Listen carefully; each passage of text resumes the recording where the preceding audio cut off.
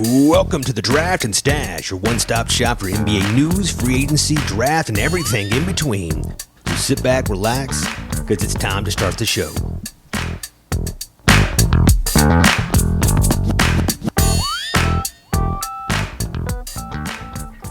What is up, everybody? Hope everybody's doing well now that basketball is finally over.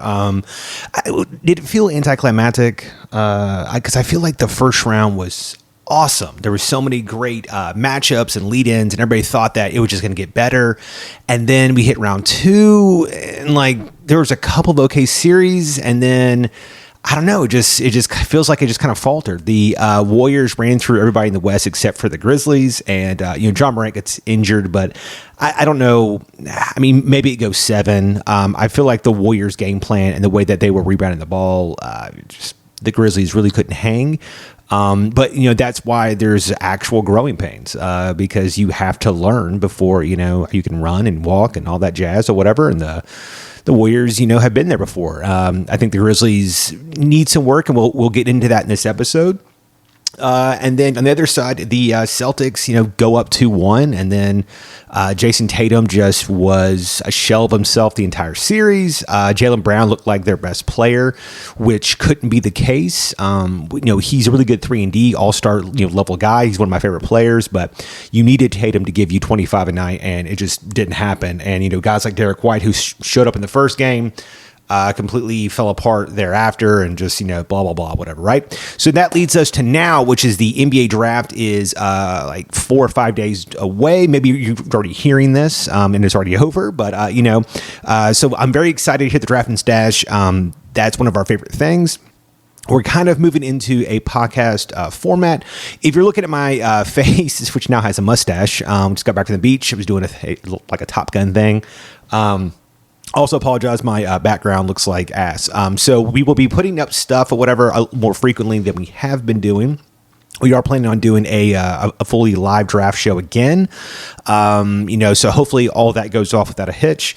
But it's a little bit easier for me to just do more simple videos, podcast stuff, but still get information out there about the Grizzlies and other things going on. Chip will, of course, join us. He is a draft guru. So I think we'll be doing a monthly show, and then I'll put up little clips and stuff on YouTube. I just got a new job, and it's been really hard. So let's skip all that stuff. We're going to get right into today's show, which is all about the players that the Grizzlies have currently worked out for the 2022 NBA draft. So in years past, when Chris Wallace was the guy, all of the practices and stuff and all the pre-draft stuff was open to the public for news style people. But with this new regime, that has not been the case. They've all been closed. The information has been held very tight to the chest. So I don't even think that people knew that Zaire Williams had talked to the Grizzlies last year, except up until draft night when it was talked about. I don't know if Desmond Bane was ever talked to. I don't think Jaren Jackson Jr. ever came in. So, the Grizzlies have a history of being very stealthily, when it comes to their cards. And it also shows that they're just going to go get who's on their board. It's not about who actually came in and worked out. And so far, it's been pretty good. Zach Kleiman, of course, just won Executive of the Year at the young age of, I think, 32, which is insane that I'm older than the Grizzlies GM and the Grizzlies owner, who's now one of the richest men in the world.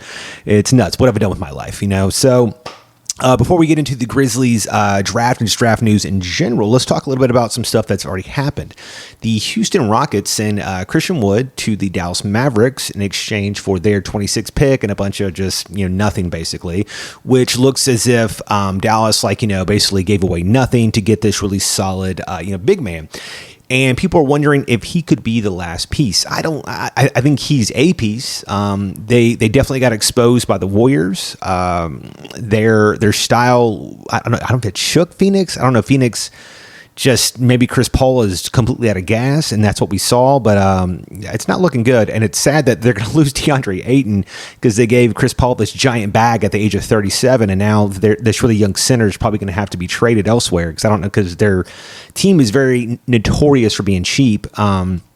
So we'll see what happens there. But so Christian Wood comes over, and he's going to be better than Dwight Powell. He's going to give them, at the worst, you could throw him at the 5, Powell at the 4. It's going to give you a little bit more, athletic size. I liked Christian's game. I've owned him on a dynasty team for like his entire career. He's an awesome 3-and-D big. He slides really well. He's very slight, but he's got a lot of bounce. There are rumors that, his ego is kind of a pain in the ass, and that he's not a great locker room guy. But is this one of those things that you just throw up is maybe the situation that he's in with Houston and the Pistons, which were both have been in really bad, winning is not coming easily to both those franchises in the last, some odd years. Maybe, he's bumping heads because he thinks that he should be more of a lead guy when Detroit didn't feel that way with Jeremy Grant. And then they're bringing in Cade Cunningham because, they also let him go for basically nothing. And then Houston, at least gets something for him. But he was looked at one point as the obvious most improved player. He tears up his knee, but he was averaging like 20, I think points a game, almost like 10 boards. He's shooting like 40% from threes, blocking shots. He looked very good for them. And they had like a really good start in his, I think they were like 10-5 or something like in his first year there. And then he gets injured and they just completely fell apart, which is how they end up getting Jalen Green. But it just didn't work out. And if you have somebody like Alperen Şengün, who you think is going to be your guy going forward, then, maybe they're trying to build something different here. I still think they need a point guard. Kevin Porter is not the answer there. And he's kind of a pain in the ass. His ego is out of control. It's been out of control since college. So I could see them going and getting a Tyus Jones or something. I mean, they're one solid veteran point guard away from being pretty fun to watch. I don't know if they're playoff contention yet. They'd have to have a lot of moves go right, but they're Jalen Green I still think is going to be a really good piece. And we're going to see that going forward. I mean, 1 year does not make a bust or a career unless you're Hashim the Beat. But beyond that, Christian Wood going to Dallas, he does a lot of what they do. He likes to pop out and hit threes and stuff. He's going to get them more length. And then playing with Luka, I mean, he's not going to go down. So I imagine he'll be really good. People will think he's a quasi all-star. I imagine Dallas is going to try to do something else. They need to decide if they're going to keep Jalen Brunson or not. I don't know. I feel like Brunson could also start. I see Houston going after him maybe or something. I don't think he's the right fit next to Jalen Green. They're both very ball dominant guards. I think you really need somebody who's okay with not having the ball in their hands, which I don't think Brunson is. We saw that in the playoffs.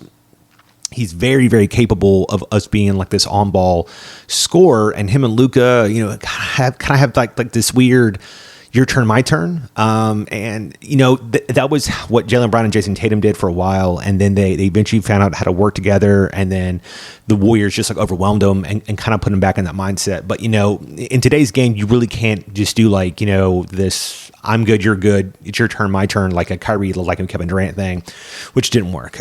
So I imagine they're not done. Beyond that, you see Denver send JaMychal Green to OKC, and they get one of their picks at 30. So Denver might be looking to package that, maybe and move up. Jeff Green did opt into his deal. I believe that he could be used in a trade. I'm not sure. But they now have 2 picks as well. I wonder what they're thinking up there, because they got to get him some help. Hopefully Jamal Murray comes back healthy. Hopefully Michael Porter Jr. gets to play basketball again at some point. I used to be a pretty big fan of him, but injury prone, man, it's real, So let's also really quickly, speaking back on the finals, is anybody else just kind of weirded out that Klay Thompson called Jaren Jackson Jr. a bum for saying strength in numbers? That is, it's so weird to me to for a 3-month-old tweet that didn't mention him by name, didn't mention the Warriors by name, nothing. It was just simply him stating, because he was hurt that game and Ja was hurt that game, so everybody else stepped up and they won that game by 30 points. And he just tweeted out, strength in numbers. And Clay's like, "Oh, you freaking bum! You're gonna do this to me, guy." It's just so bad, so much so that he held on to it. And that was something he brought up in his press conference. That is bonkers to me. That is free real estate, man. And I don't know. It's absolutely just crazy to me that he would bring that up. Just nuts. So moving on from all that nonsense, which hopefully the Warriors Grizzlies get to play on Christmas Day, because I think they had one of the highest ratings of all the playoffs. John Morant's must see, the Warriors are must see champions. That would be electric. I would put them on TV as much as possible next year. That could be a really fun rivalry next season. I'd probably not so much going forward just because of the age differences, but it could be a lot of fun. So let's get into what we're all here about, and that is for the Grizzlies potential draft picks. I was going to do like this whole players that I would take, thing. I might try to sneak one in there, but I don't think I'm going to have enough time because I just got back from vacation. So I'm going to go down from the players who are the most notable that have been brought in, and just talk a little bit about their game and what I think that they could bring. Also, I think it's worth noting that myself and Chip have talked about that pretty much the Grizzlies need wings. They were exposed to Minnesota. They were lucky to get out of that series. And that's kind of like in the exact same vein at the Golden State Memphis series, where Memphis was the better team. They in 4 of the losses, they led in the fourth quarter in 3 of those. They just didn't know how to finish the Warriors. And it's the same thing with, the Grizzlies and the Timberwolves. The Timberwolves were the better team. They were built better. They just didn't know how to finish the damn game. And the Grizzlies had been there before, and that's what I was talking about, where it takes experience. Golden State, I think, Draymond even said after the third game, he said, that the Warriors are not, Minnesota, and he's absolutely right. They're not going to back down. There's no panic in them. They fully ran their offense the entire time. That they knew when they could get shots. They knew each other's games very well. Knew where to go. For like long ball rebounds, and all that stuff happened, and it worked out in their advantage. But in Minnesota series, they were able to upsize so much on the wings in terms of height that, the Grizzlies were getting outmatched. Guys like Melton, who is 6'2", isn't really doing much. And Bane, I love Bane. He's only like 6'4". Brooks is only like 6'4", maybe 6'5" on a good day. I don't care what the internet says about him being 6. He's not 6'7". He is 6'5". He's but both your wings are both kind of like undersized in this current field.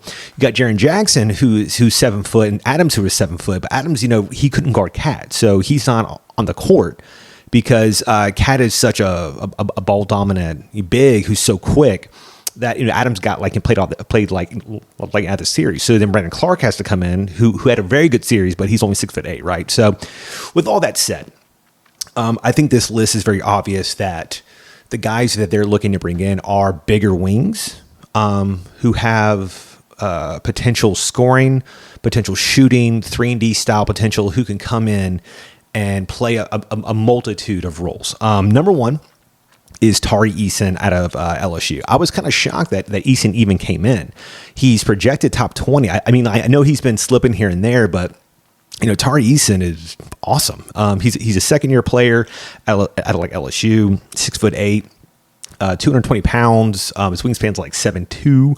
I think he averaged like 16 points a game off the bench for them, which shows a lot of like maturity. When he was easily their best player, he decided to come off the bench. He could guard 1 through 5. He's an awesome athlete. He runs the floor very well. His biggest knack is is he ever going to get like a real jumper?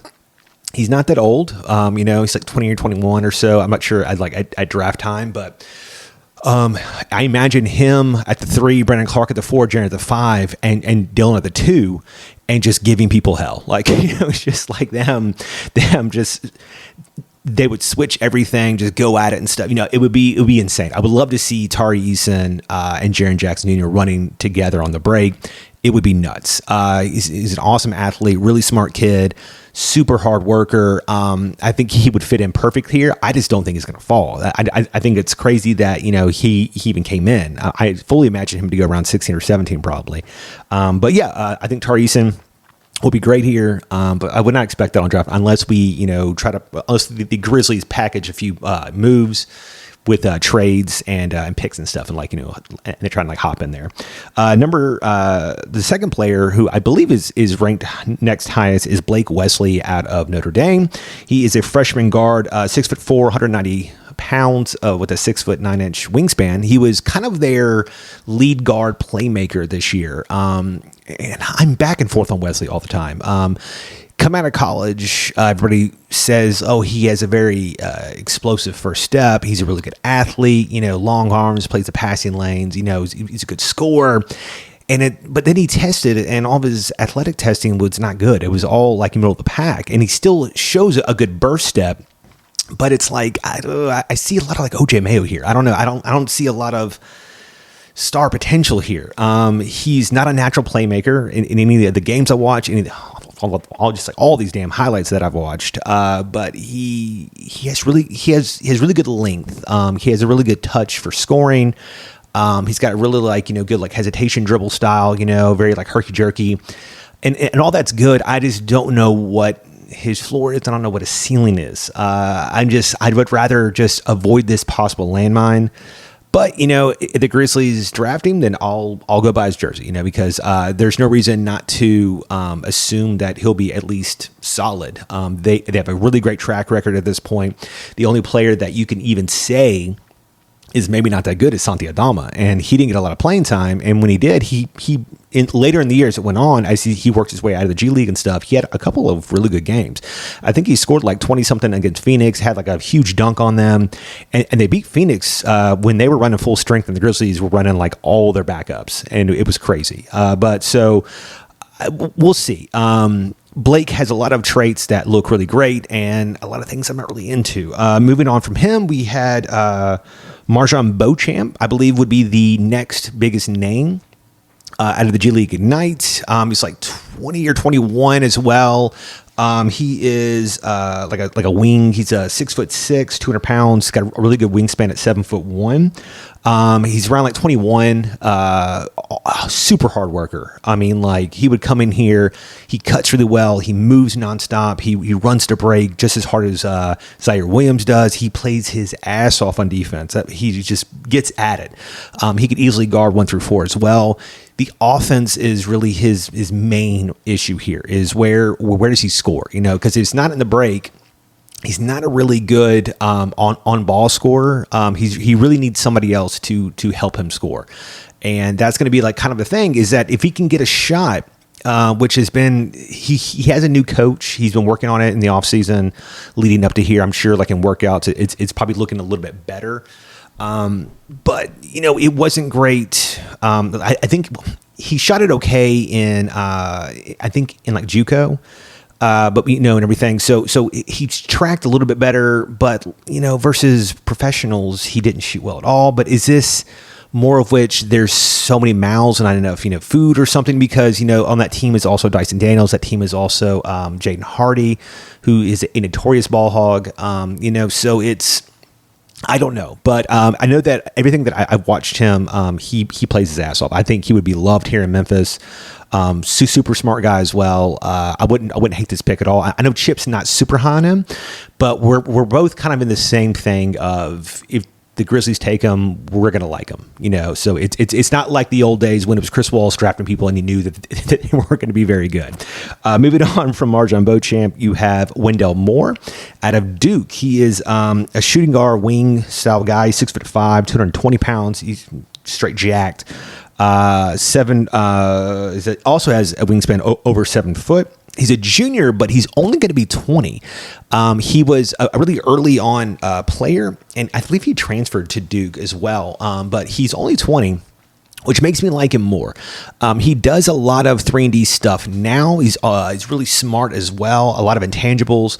Also plays very hard. I don't know what his scoring upside can be.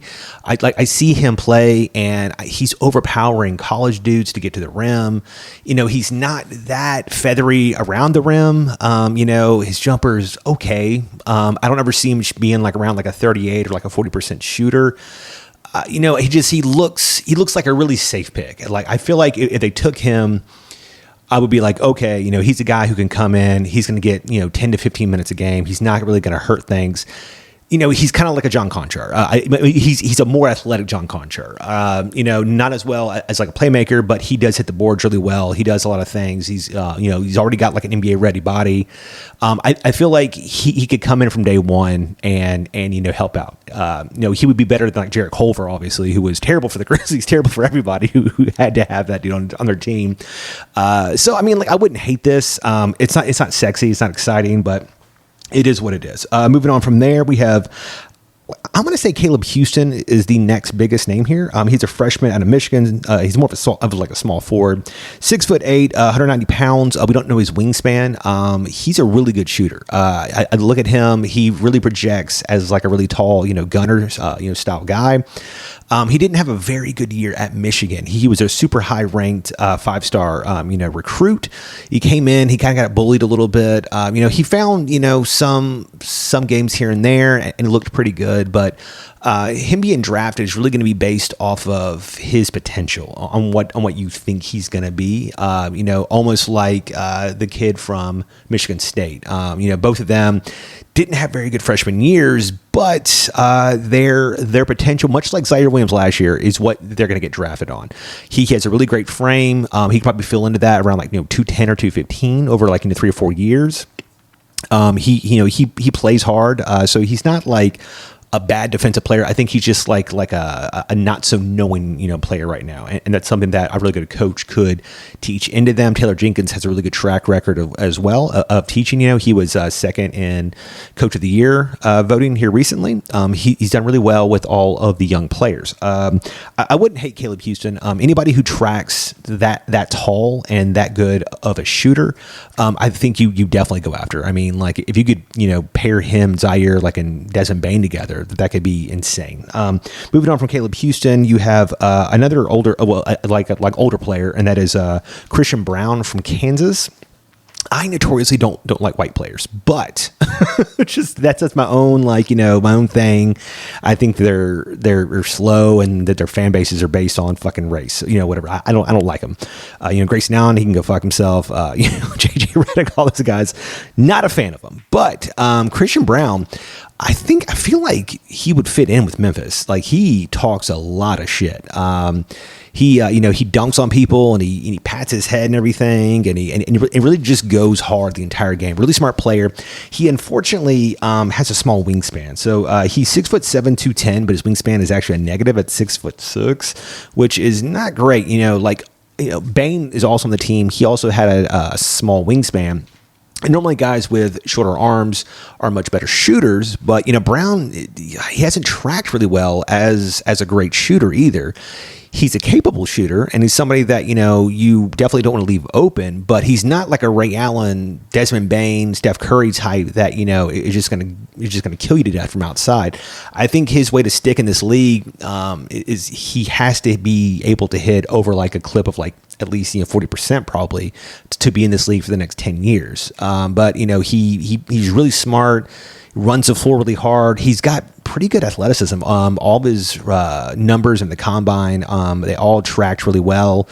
So it's really just, his length is not great. He's a little older. He's a junior, but this is his best chance to make it in the first round. I don't know if he will get picked in the first round. People seem to have kind of cooled on him a little bit, but I don't know. I could talk myself into Braun, just because I feel like his attitude would fit very well here in Memphis. The next on this list, I'm just going off of, I don't want to say, I guess it's J.D. Davidson.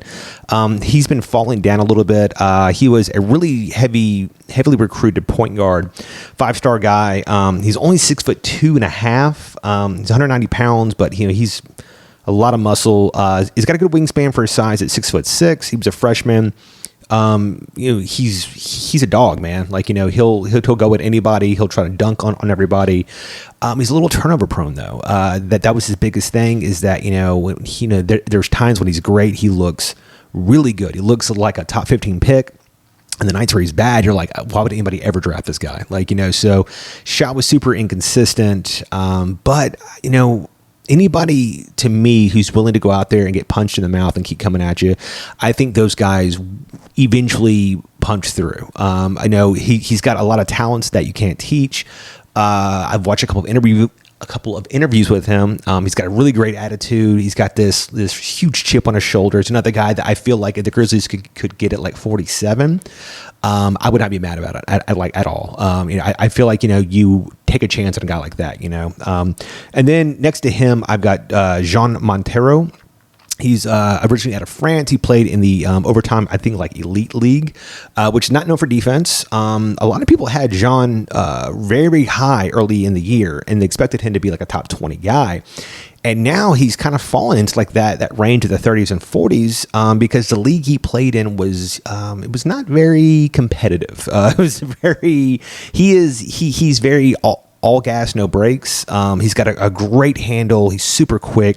He is only 6'2", which is not great because you would like for him and Ja to be able to play together.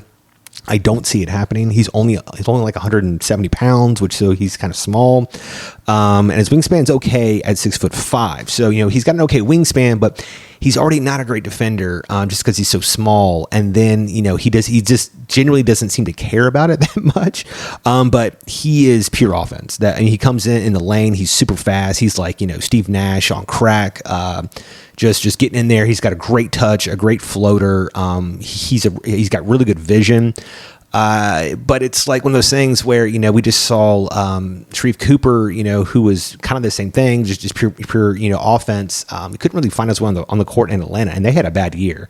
So, I mean, is Jean better than that? We'll see. I'm sure somebody will take a chance on him, and hopefully he can prove everybody wrong. But for a long time there, I was really excited about him, but the more that this goes along, the more that I also cool on him. Behind them is a local kid from Memphis named Josh Minott. He kind of didn't get to play early on. Penny Hardaway was going more with the bigger names and the veterans, which was bad early on because a few of those guys were not very good. And then eventually, because of injuries and COVID, Josh got onto the court, and the Tigers began to turn their season around. I don't know how to gauge him. He's got good size. He is 6'8" as well, but only like 195 pounds. We don't know his wingspan, but I imagine it's around 6'9" or 6'10" probably. He's also a freshman. He just doesn't really do a lot besides be quick and jump and dunk on people. Like, he didn't really show a lot in Memphis, revolving around having like a multitude of talent around the basket, of having like a really great shot. He didn't really do a lot to show more. He's really going to get drafted on the basis that he is a raw piece of clay that somebody could, turn into something. He has a lot of really obvious physical gifts, and maybe somebody can, draft him and change him into things. He's been, he's one of those guys that I think is going to get into a group workouts, individual workouts, and he's really going to dog people because, he's so quick and everything.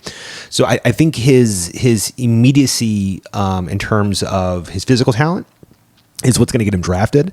And then it's really just going to be about his willingness to want to learn. I think he's leaving now initially to see where he was going to be at in terms of draft status. And when he saw that he was a round 2 definite, he decided to just go ahead and not come back to school.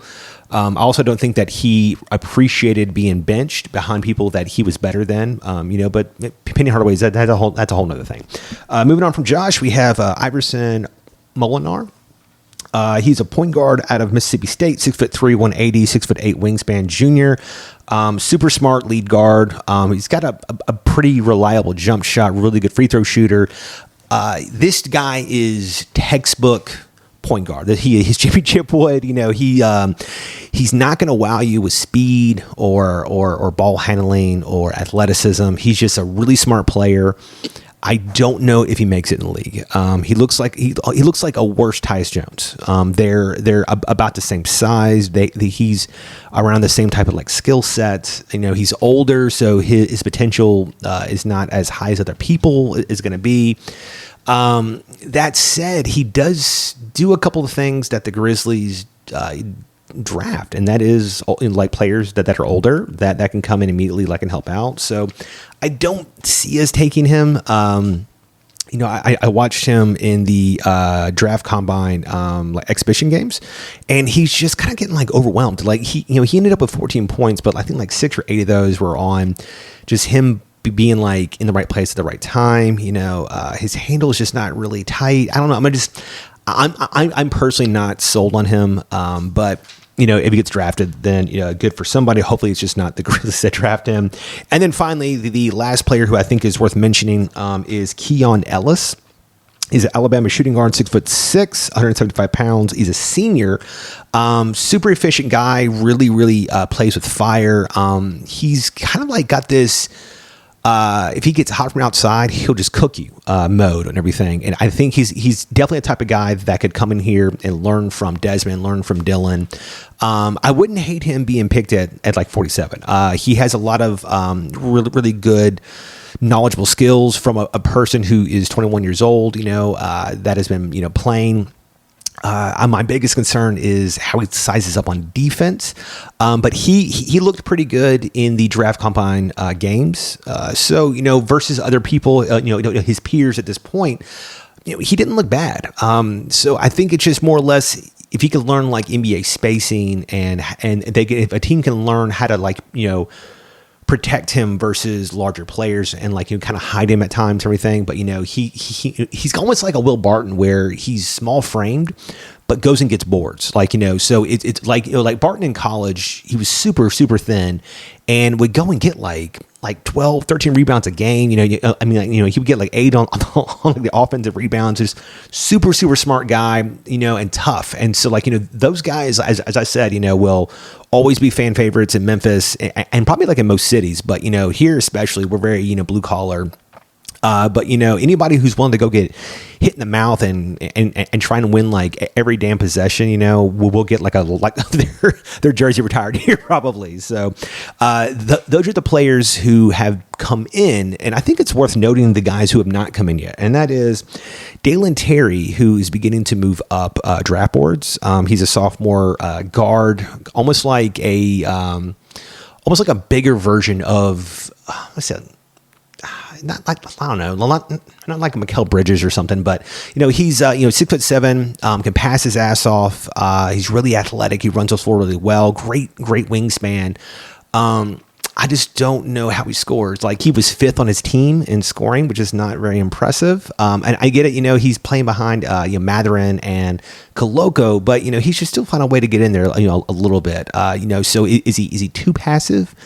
I don't know. So, but he tracks to be a pretty good 3-and-D guy if he can, shore up that part of his game, who can give you really, really high volume playmaking as well when the lead guard is off. So I'm shocked he has not come in yet. Nikola Jovic, who is this new meme basically next to Jokic. He's a 6'10". He was a point guard for a long time, and he's kind of moving down draft boards a little bit, but super offensively gifted game. He's not very big, but he can handle pretty well. He can shoot it. He's pretty slick, but his defense is kind of whack. He's going to need a minute, but he's a guy who's been playing for a few years. He also has not come in yet. EJ Liddell also has not come in, and I'm in the train that I would take him in a heartbeat. 6'7", super productive college year. He came back, all his numbers went up. If his 3-point stroke is legitimate, and he's a dude that can hit around like 30 or 39%, I look at him as the best version of a JaMychal Green. He's a guy who can run the floor. He can ball handle a little bit. He can guard 1 through 4, shoot it. He's super smart. He rebounds really well. That's a guy that I think you could take in next year, and he could help you immediately. But maybe he thinks he's going to go higher, which I'm sure he will, but is what it is. Ty Washington is another person, and Kenny Chandler, both have not come in. People continue to target the Grizzlies to take either Chandler or Ty as this Tyus Jones replacement, which I don't think you should be drafting on your best pick for a potential backup for the next 10 years. It makes no damn sense to me whatsoever. I think those people are crazy. But I mean, that said, I wouldn't mind getting Ty or Kenny Chandler if they're the best person available at the top of your board. You don't go, we really need a backup point guard. Let's take Kennedy Chandler. Like that makes no sense to me. But I think Ty could play next to Ja. He's got really good length.